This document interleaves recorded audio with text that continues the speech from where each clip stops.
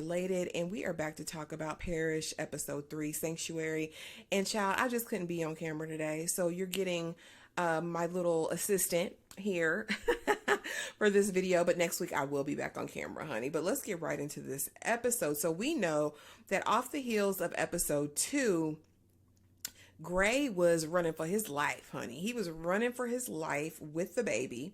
And, you know, the horse was laid out in the middle of the cemetery, honey, because he had got, right? They had the blickies, the machine blickies. It was just, it was a war in the streets. And I'm like, what's going to happen? And so Gray, being the vet that he is, was like, okay, I see the helicopters flying over. He got the baby and was like, listen, you run, young man, you run, and I will get your dad and we'll figure this out.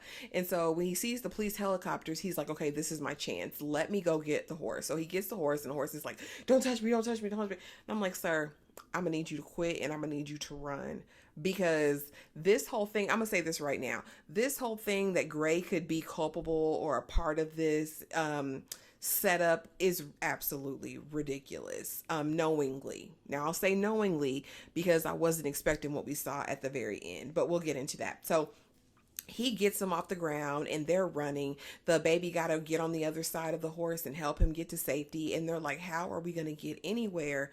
They have it blocked in. Then we see the faces of these militiamen. Okay. And they're Marines, because they were like, woo-ha. And I was like, yeah, I know that. I know what that means. And so they're like, the job's not done. I got to finish the job. But then the block gets hot, right? And so we're like, okay.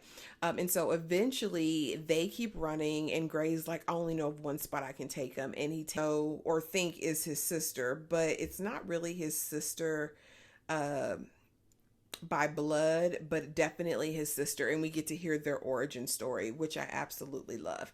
And so she reluctantly lets them in, basically because she sees the little boy and she can't really abide him being out there in the mess. But she's like, you know, I can't do anything for him. He needs a doctor. He needs to be at the hospital. And Gray's like, you know, he's got a blicky wound, so it's not like we can just take him without any answers. Do what you can to help him, right? And so the horse is fighting all he can, fighting back, just really annoying. That part was really annoying, sir. You've been shot. Get with the program, get with the plan. Okay. And so finally she gets him on the table. The little boy's scared. And so Gray takes him into the sanctuary. And because she did say, you know, baby, just pray for your dad and he'll be fine, you know? And so they go into the sanctuary, Gray and the little boy. And this is kind of where the faith comes in, because you know, Gray is grappling still with the loss of his son. And I think being there to comfort and protect the horse's son is kind of playing back in his mind. And so they go in there and pray, and he holds the little boy, because I think he's really got this affection for the horse's son, which I absolutely love. Okay.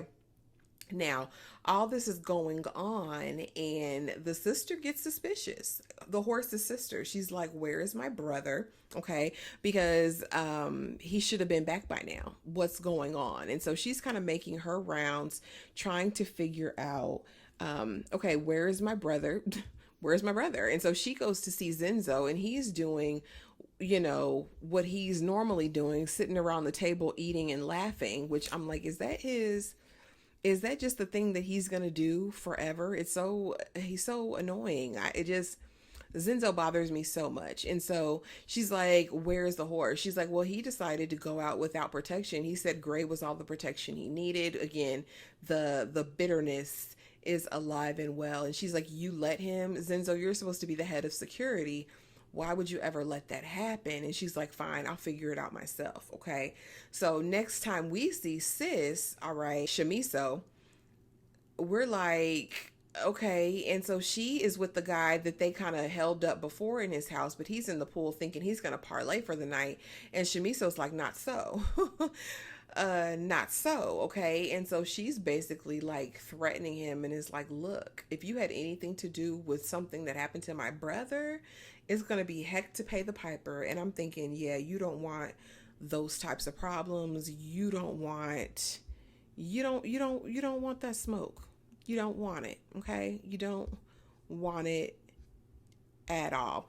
And so Now we are back to Gray and his sis at the church, and she's doing her best to work on him. And of course, now the horse has questions because you must really love him to do this. And she tells a story about how she was in an abusive relationship, and threatened to strap the guy to the car, or did strap the guy to the car, and threatened to drag him if he ever put his hands on her ever again. And she was never touched from that day on. And so from that night, that became her brother. And I absolutely love that moment. And this is Sister Anne, excuse me, because she is now in the church official. And the actress that plays Sister Anne is Amanda Brugel, which you know from Handmaid's Tale, honey. She was a Martha, and amazing. She's free now in Canada if you need that update. But absolutely love her. And she basically is like, I'll kill a brick about my brother. Okay, so don't try it, horse. And so she gets him into working order. But next, honey, we meet the real big boss, the boss of the militia. We meet Anton, another man, okay, from Handmaid's Tale. I'm like, is this Handmaid's Tale reunion tonight? I mean, I'm here for it, but I was like, is this Handmaid's Tale reunion? And so he is the one who gave the order to take the horse out. And of course, the Marine is like, I'll get it done. And he was like, well, you better. I didn't send you to halfway do a job. And so now he's on a mission. And of course, he finds their hiding spot in the church. And I'm thinking to myself, is he going to bust down the church doors and get him? And that's exactly what he did. Okay. And so Gray actually showed his prowess as a fighter in this episode, honey, and he wrestled him down, because the horse is still trying to recover and he's loop to loop. And so Gray's fighting him down. In the meantime, he had already called Colin to come help. Child, but let's get into Colin this episode. Colin has a whole twin brother who is smashing his ex, honey, and she's pregnant by Colin's twin brother. If that's not Jerry Springer, I don't know what is happening. And so now that, they've kind of fought the guy who came in, or I think this might have been before they fight the guy that came in, the nun comes in and she's like, Sister Anne, do I need to call the police? He's a gunshot victim. And it's like, girl, get on somewhere. Just don't do anything. And Gray's like, just don't.